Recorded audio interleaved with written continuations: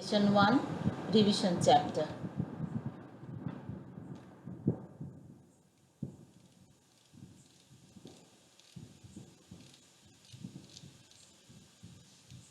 Here I'll give a little bit introduction.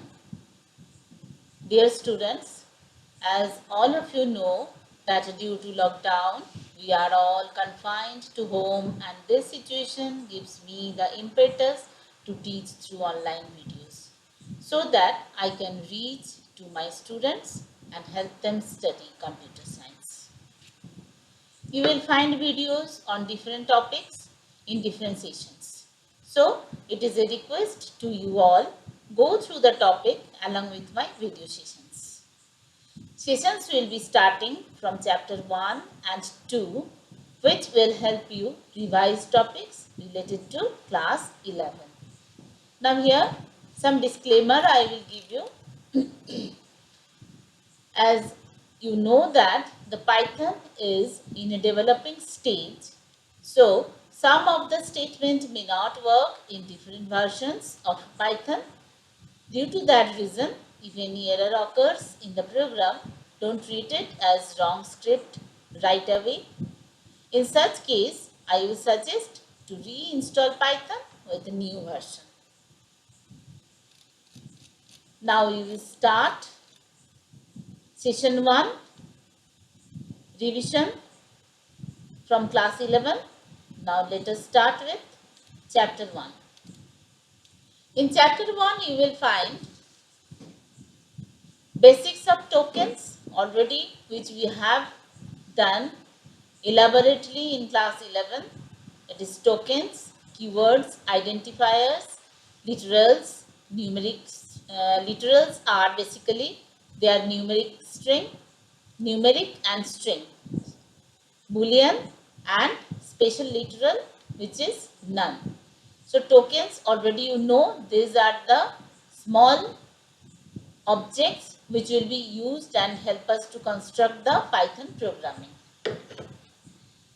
Next, operators which will be used in Python: plus, minus, multiplication, divisions, power, less than, greater than, equals to, conditional equals to, mod divisions, etc., etc. All the mathematical operators, as you know, it can be used to construct the Python statements for any calculations. Next, it is punctuators. Punctuators also we need to write the statements or to write the programs. Maybe the part of syntax like commas, quotations, hash, slash, brackets, at the rate, dot, etc., etc. Now variables and assignments. As you know that variable means which can vary. Variables where the values will store. So here you see that here name equals to Astha I have written.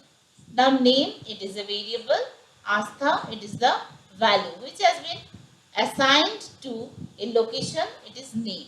So variable name, it is always pointing towards the locations and the value or the object has been assigned to that variable.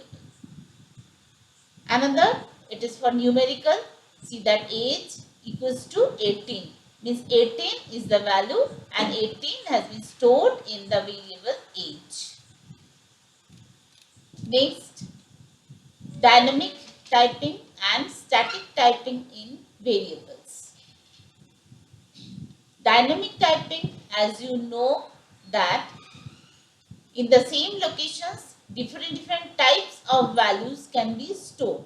For example, see here a equals to 10, print a. So here it will print the value as 10. Now next again a equals to hello has been assigned. Now print a. Now it will print hello from the location of a. So if you observe little bit, you can see that once you have done a equals to 10, again you have done a equals to hello. Means in the same locations, it is printing and storing different values. First one, it is numerical values, and second I am storing a string kind of value. So the same variable can hold different types of values. So this is the beauty of dynamic typing. Any type you can store it.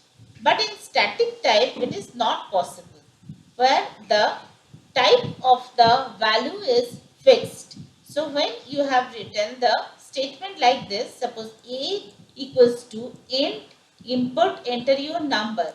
So you have specified that int is the type of your variable which will hold by A location.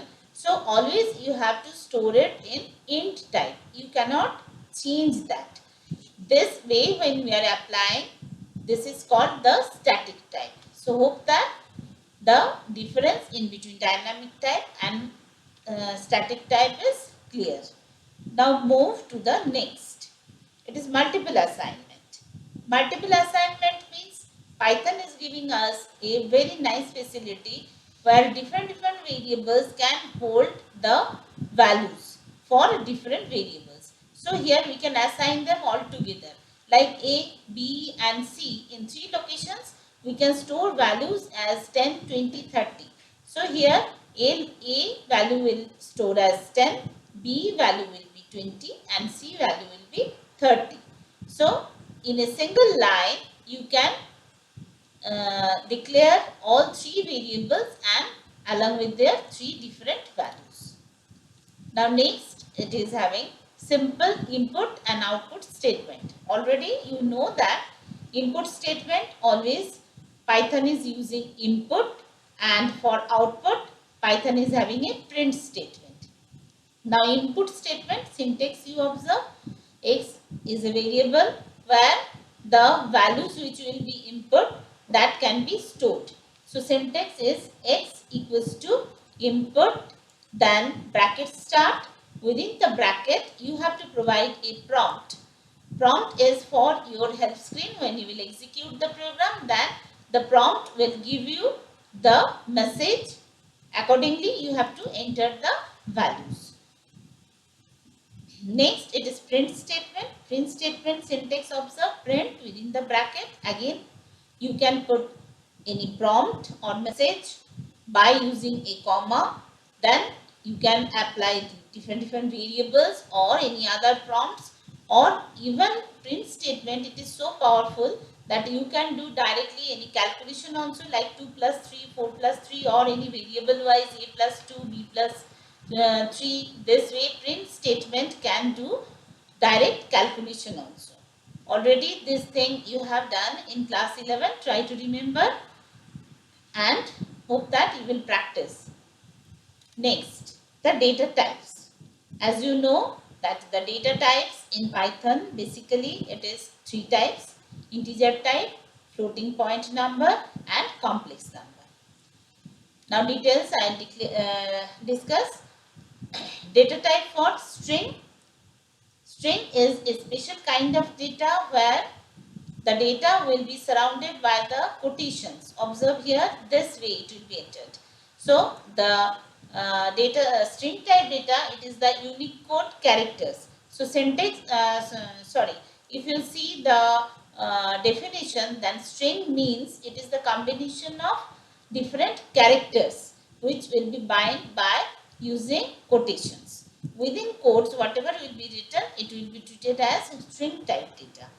Here different ways can be different ways can be used. You can apply with this double quotes, you can apply it within the single quotes.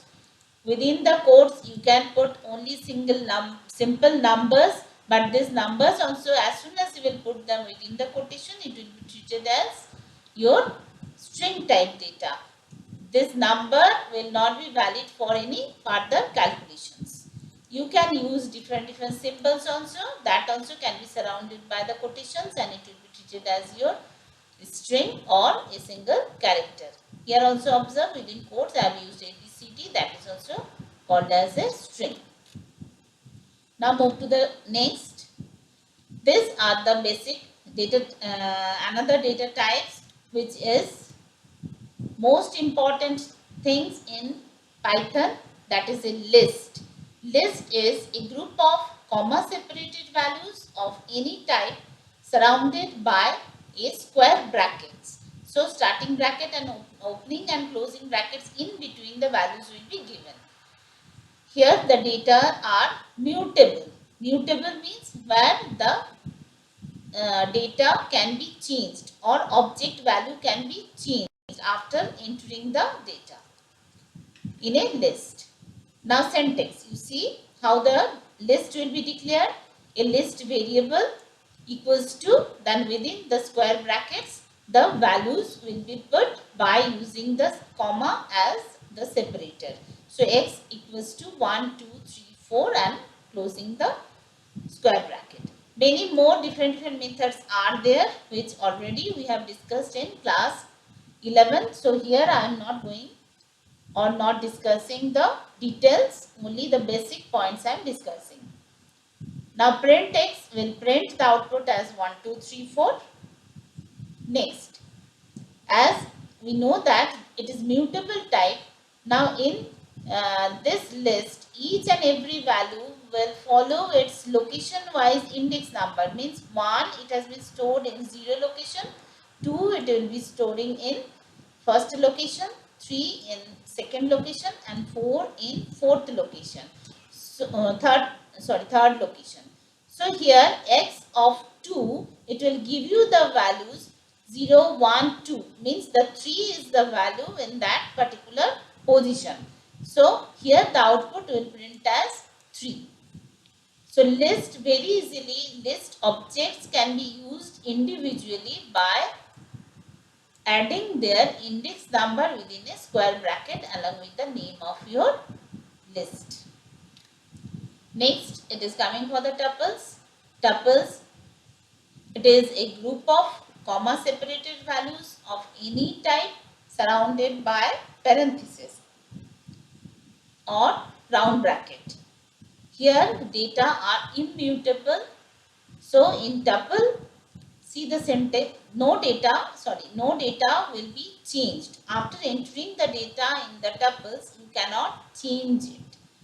See the syntax, t equals to, within brackets, you have to put the values like a, 5, 7, 8. All are comma separated values. A is a particular character and these are the numbers.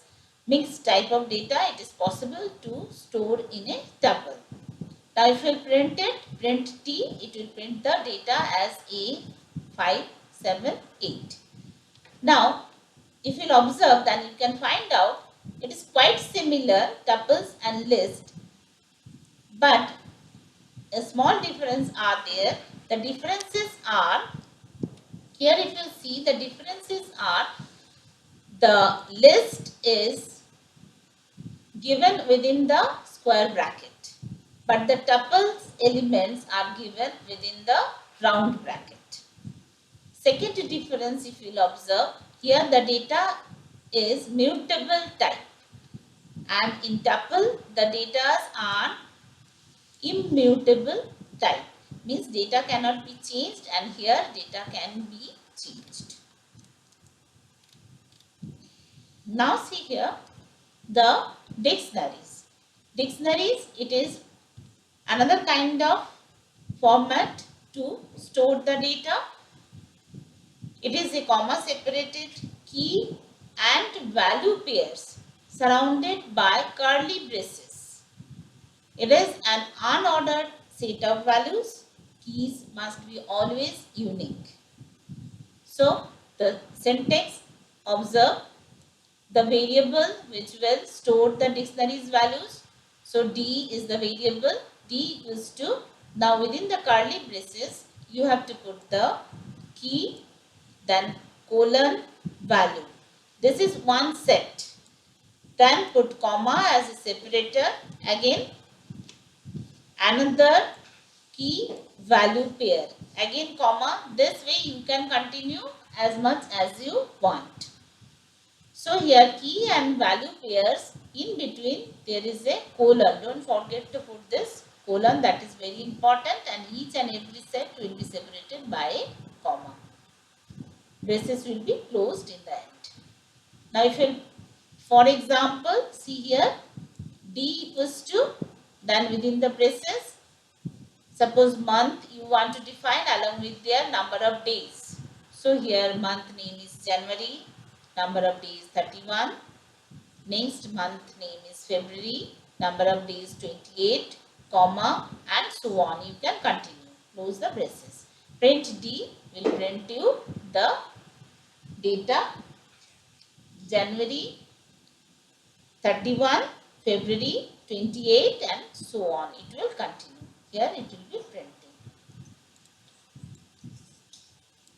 So here January is the key and 31 is the value. Here again February is the key and 28 is the value. So here together we are saying that key and value pair.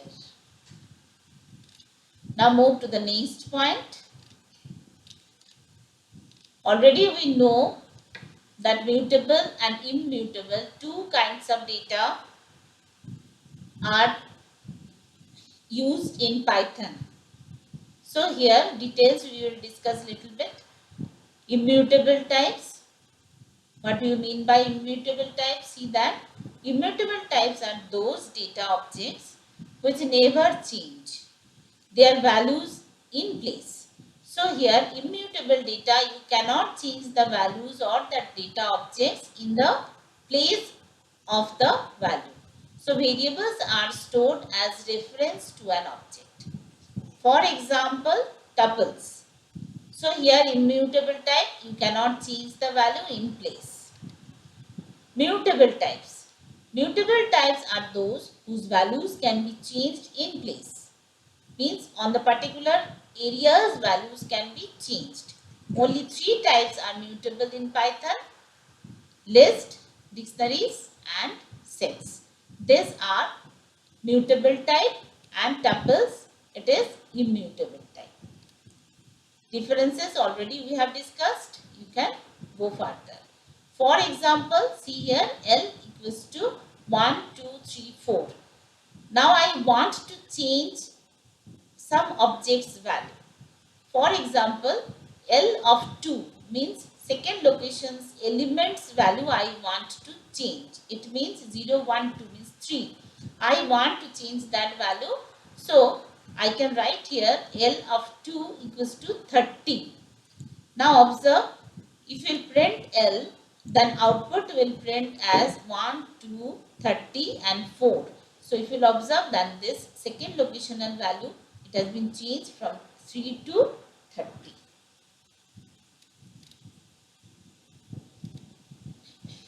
Which is not possible with the tuple, because the value you cannot change like that. Now come to the expression. What is the definition of expression? See, valid combinations of operators, literals, variables are called valid expression in Python. So you know that a proper expression will be constructed when some variables and some values together has been defined, then only you can construct an expression. Now see here, x equals to 100. So 100 has been assigned to x by using equals to sign, it is assigning. Y equals to 3. Z equals to, here some mathematical expression has been used, x mod y. So x value will be mod by y and the value is stored in z. So it is good example of the expression, mathematical expression. Now if you print z, then the mod result will be printed. Now next, this way also you can construct the expressions. Both the things are string type. Print my within quotation plus computer. As you know that plus operator can help us to concatenate two strings. So here whole print expression has been generated, and when the result will be printed, it will print as my computer. Next, evaluating arithmetic operator. See here arithmetic operators, application of type promotion. But typecasting, type conversions. For example, suppose int a means a always will be treated as integer type. So this way you can change or forcefully you can declare a variable with its type. This is called typecasting. Type promotions, already you know that when any calculations we are doing, and if it is done with different types, suppose float plus integer type number, then the resultant type always will convert into float type. This is called type promotion, or by using this way it is called typecasting or type conversion. Now operator precedence. Operator precedence, we know when the expression or any simplification we are calculating, then it is following certain precedence. In maths, as we are following Bodmer's rules, here also computer is following the Bodmer's rules, and details you can find out the precedence list in the book. So I will request you please see that. Evaluating relational expressions. Relational expressions, already you know, these are all relation, define the relations in between the different variables, like a greater than b means what is the relation in between a and b? The value of a is always bigger than b, or b less than c means value of b is always greater than c. So this way different variables, they can define their relations by applying some relational operator. Here greater than operator is defining the relations. Or is a Boolean operator. As you know, and, or, and not. Three Boolean operators are there. When it will be applied in between two relational operators, then the result will find out according to their expression. And relational operators are always returning the result either in the form of true on the basis of the values, or it will return you false.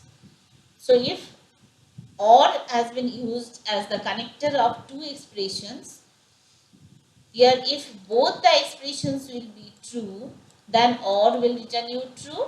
If any one of the expression will be true, then also or will return you the result as true. If instead of or, if you will use and, then if any one of this expression will be false, result will be false. If both will be true, then only the result will be true. So, and or, both the logic, hope that you know and you have discussed in class 11. And not, it is unary operator, it will be applicable only with a single expression. If a greater than b, if the result is true, not a greater than b will make it false. So not is always making the result inverse. True will become false, false will become true.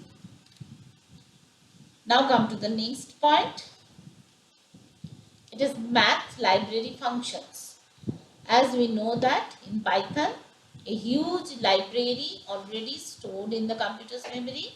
According to our need, we can import the libraries, or from the libraries we can import a particular module also. So here import Python libraries, use of import math and math modules like power, sine, cos, square root, different modules. Already you have used in class 11. You know how to apply them and what is their syntax. To import Python libraries, we have to write import and the libraries names, like here suppose math you want to import, so you have to write import math on the top of your program, and then any library module can be used along with math.power, math.sine. This way the module can be used to do some calculations, and it will give you, or it will return you, the direct result.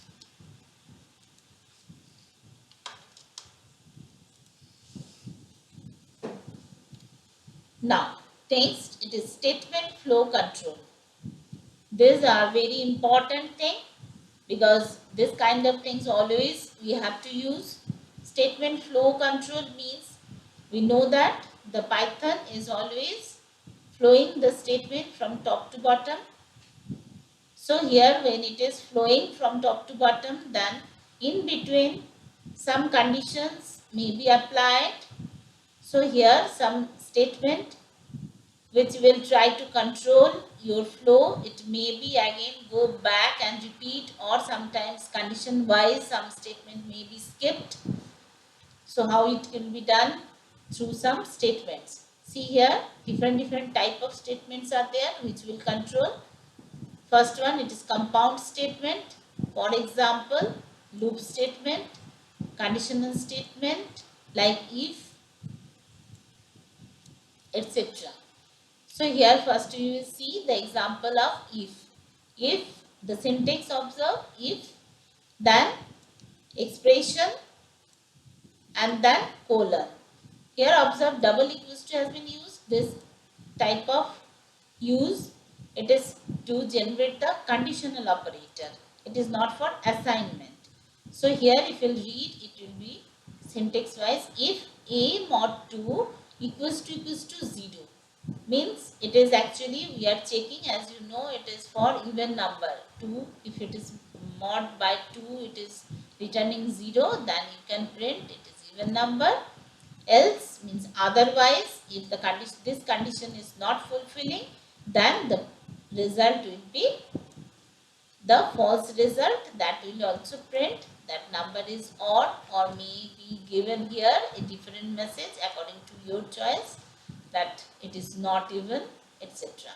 So here if and else, it is a pair of statement. If you are having if, it is for true, and if condition is becoming false, then else will be generated.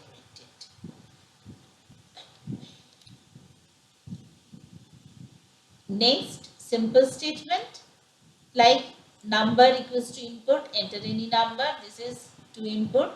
It is a general statement for simple input output statement. Next, empty statement. Sometimes when we are writing the code, then we have to pass some statement, or we don't want to execute some lines. In that case, we can use a pass statement. This pass will pass the statement and it will move to the next code, and it will not print anything during your execution. That's why it is called empty statement. Next, it is if condition. Little detail I will discuss. It tests a particular conditions. Conditions may be true or may be false. Accordingly, computer will evaluate a set of statement. Syntax already I told you. Syntax if condition, then statement, and or more statements can be used. Another kind of application of if is there. If elif conditions.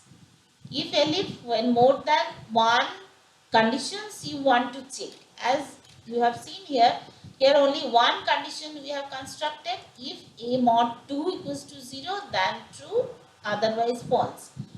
If you want to check a mod 3 also, then you can put it elif. If a mod 2 equals to 0, print this. Elif a mod 3 equals to 0, then print a certain statement. This way elif also can be used, and it is also a very nice statement to check the conditions in different cases. Here also elif also may have the false condition also. Now next, the name conditions. It is a very good applications. When conditions are repetitive, then it can be used. If multiple conditions need to be fulfilled, you can use named conditions. For example, suppose A, B, C equals to 1, 2, 3. This is the multiple assignment. This is storing the values. Now see here, if you want to construct conditions like all equals to A equals to 1 and B equals to 2 and C equals to 3. So here whole expression you have given in a variable as all. Now instead of writing these conditions A equals to 1, B equals to 2 repetitively, now you can put here if all. Then all conditions will be checked, and this all variable, it is a named condition. So it is the named condition, and you can say that it is a stored variables. In all this expression has been stored, and if the condition will become true, then it will print successful. Otherwise you can put here else is always there. You can put else, condition is false, else you can print here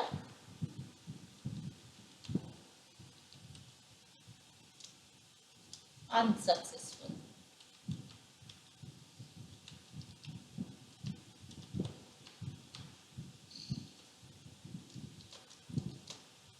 So here all is a very powerful statement which can hold more than one assignment. So it is assigning whole conditions in a variable, named variable, that is all.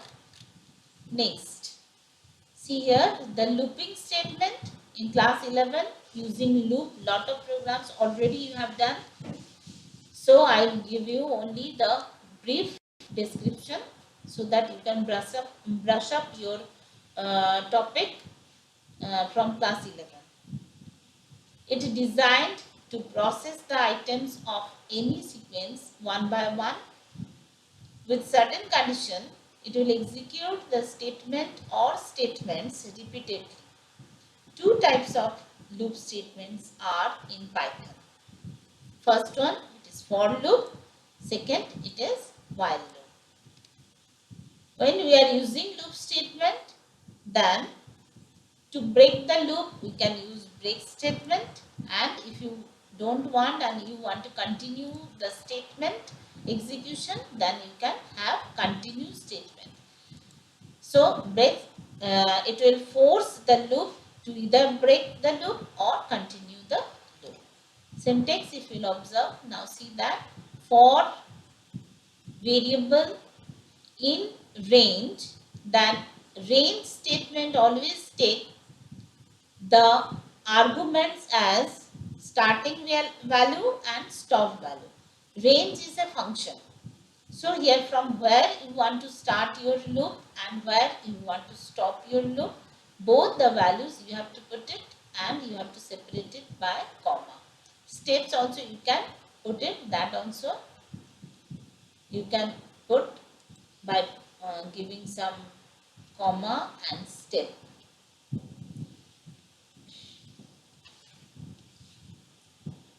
Now statement or statements can be applied to show to repeat these statements. So under this for loop, which statements are coming, one statement or more than one statements, if you have written, this will be repeated by this for loop according to the given number of times. Now for loop, it is having its another feature which can use else, but for loop will become false, then else conditions may be executed. So for is as a conditional statement. So if for conditions will become false, then the else statement will be executed and you can come out from the loop. Now next, as loop is also having another variations, it is nested loop. Nested loop means when a loop has used within another loop. So here for example, see here for I in range 0 to 5 means 0 to 5 times, means it will be repeated. for j in range 0 to 3. So observe that within for I loop, another j loop has been defined, and then print I and j, or you can print only single j also. So here observe the structure of this program. Under for loop, j loop has been declared. So here indentation is must. Now under j loop, this statement has been declared. So here that indentation also is must. It is defining that this statement is under j loop. So this statement first I loop will execute only once, and then j loop will start. As soon as you will enter in the body of the j loop, then this body of the j loop, this statement, this part is the body of j. So this part will be executed according to the given number of times. Means the number of times is 3. So 3 times this statement will be executed. As soon as this line will be completed, as soon as 3 times will be over, then it will move to again I loop. Then I will shift from 0 to 1. Again it will enter in the body of the j, and 3 times it will be executed. This way the nested loop will work. Till the outer loop is not finished, you cannot stop the inner loop. So all the loop type I have discussed. Lot of exercise has been given in your book. I will tell you to solve all that. Try on computer and observe the output.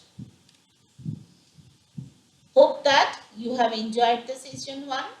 If you have any queries or doubts, then please contact me on the WhatsApp group created for your class, or on here you can contact me. This is my Gmail ID, ajantachakraborty@gmail.com. Now solve the exercise from the book and check your knowledge and send me the following assignment. Don't forget to solve this assignment and submit me on your WhatsApp group. Assignment problem, it is write a program which asks